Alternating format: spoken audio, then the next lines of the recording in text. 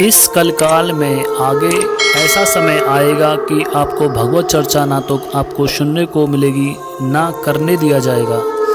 उस कलकाल में स्त्रियां बाहर की बात तो दूर की है, घर में ही सुरक्षित नहीं रह पाएंगी। ना ही पवित्र भोजन ना पवित्र सामग्री मिल पाएगी जिससे कि आप कोई यज्ञ या अनुष्ठान कर सकें।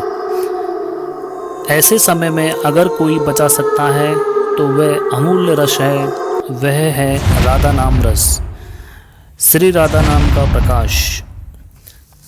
दोस्तों, मैं बात कर रहा हूँ श्री गुरुदेव श्री हित प्रेमानंद जी महाराज जी के बारे में। हेलो गाइस, मैं हूँ अजय और मैं आज आपको बताऊंगा श्री प्रेमानंद जी महाराज वृंदावन में जो रहते हैं उनके जीवन परिचय के बारे में। श्री प्रेमानंद जी महाराज जी का जन्म आखिरी गांव में हुआ था, ब्लॉक सारसौल, कानपुर, उत्तर प्रदेश, इंडिया में हुआ था। उनका परिवार बहुत ही साधारण और पवित्र था, इसलिए उनका बचपन बहुत ही साधारण रूप से बीता था।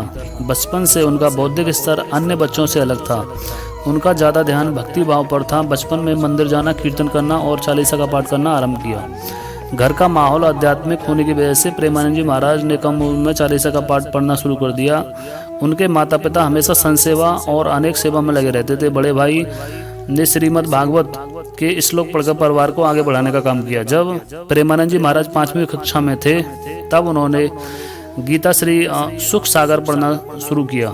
स्कूल में पढ़ाई के दौरान उनके मन में बहुत सारे सवाल उठते थे। उत्तर निकालने के लिए उन्होंने श्री राम और श्री कृष्ण गोविंद हरे मुरारी का जाप करना स्टार्ट किया। जब वे 9वीं कक्षा में आए तब उन्होंने ईश्वर की खोज करने के लिए आध्यात्मिक जीवन जीने का दृढ़ निश्चय कर लिया था। उनके लिए वे सब कुछ त्यागने को तैयार थे। उन्होंने अपनी माँ को अपने निर्णय के बारे में बताया। 13वीं की उम्र में महाराज जी ने एक दिन मानव जीवन जीने के पीछे सच्चाई जानने के लिए अपना घर छोड़ दिया। महाराज जी के पिता श्री शंभू पांडे एक भक्त व्यक्ति थे। उनकी माता रमा देवी थी जो कि बहुत पवित्र थी। उनके दादाजी भी बहुत बड़े सन्यासी कुल के थे। कुल मिलाकर उनके घर का वातावरण शुद्ध और निर्मल था। उनके माता पिता हमेशा साधु संतों की सेवा में लगे रहते थे। तब से उनका सारा जीवन भगवान की भक्ति में समर्पित हो गया।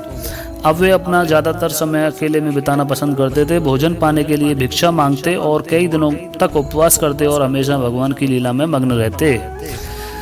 प्रेमानंद जी महाराज ने शारीरिक चेतना से ऊपर उठकर मोह माया को छोड़ दिया, पूर्ण त्याग का जीवन व्यतीत किया।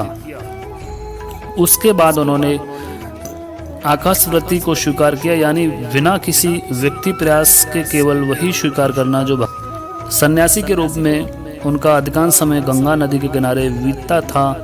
क्योंकि महाराज ने कभी भी आश्रम के पदानुक्रमित जीवन को स्वीकार नहीं किया, उन्होंने सब कुछ त्याग दिया था। ज़्यादा समय गंगा नदी के साथ बिताने से उन्होंने गंगा नदी को अपनी दूसरी माँ के रूप में स्वीकार कर लिया था। वे खाना, मौसम और कपड़े भी परवाह किए बिना वाराणसी और हरिद्वार नदी घाटों में घूमते। दिनचर्या कभी नहीं बदलती थी। फिर चाहे कितनी भी ठंड क्यों ना हो, वो हमेशा गंगा नदी में 3 बार स्नान जरूर करते थे। उपवास लेने के लिए उन्होंने कई दिनों तक भोजन को त्याग दिया था। संन्यास और आस्था के कुछ वर्षों बाद उन्हें भगवान शिव का आशीर्वाद मिल गया। एक दिन वे बनारस में एक पेड़ के नीचे ध्यान कर रहे थे। तभी वे श्री श्यामा श्याम की कृपा से वे वृंदावन महिमा के प्रति आकर्षित हुए। बाद में उन्होंने एक रासलीला में भाग लिया। उन्होंने करीब 1 महीने तक रासलीला में भाग लिया।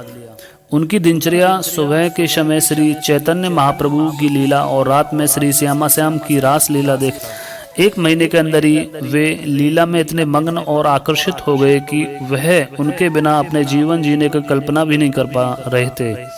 वे नहीं जानते थे वृंदावन हमेशा के लिए उनका दिल चुरा लेगा। महाराज जी वृंदावन में किसी को नहीं जानते थे। महाराज जी वृंदावन रहने लगे। उनके दिन की शुरुआत वृंदावन की परिक्रमा और श्री बांके बिहारी के दर्शन करना था। महाराज जी पूरा दिन राधा वल्लभ जी को देखते रहते। वे उनके अर्थ को नहीं समझ पा सके। अर्थ को समझने के लिए गोस्वामी जी ने उन्हें श्री हरवंश जी का जाप करने को बोला। दूसरे दिन बाद जब महाराज जी ने वृंदावन की परिक्रमा की तो उन्होंने खुद को श्री हरवंश महाप्रभु का नाम करते हुए पाया। एक प्रकार से ही श्री हरवंश की लीला में मग्न हो गए। वृंदावन में एक आध्यात्मिक संगठन है। इस संगठन की स्थापना प्रेमानंद महाराज जी के द्वारा हुई है। महाराज जी का मुख्य उद्देश्य था वृंदावन में विभिन्न धार्मिक कार्यों को करना और उनके माध्यम से प्रेम और शांति को फैलाना। ये लोगों के मन और हृदय को सुखी और शांति प्राप्त करने के लिए प्रभु का ध्यान, योग और अन्य आध्यात्मिक अभ्यास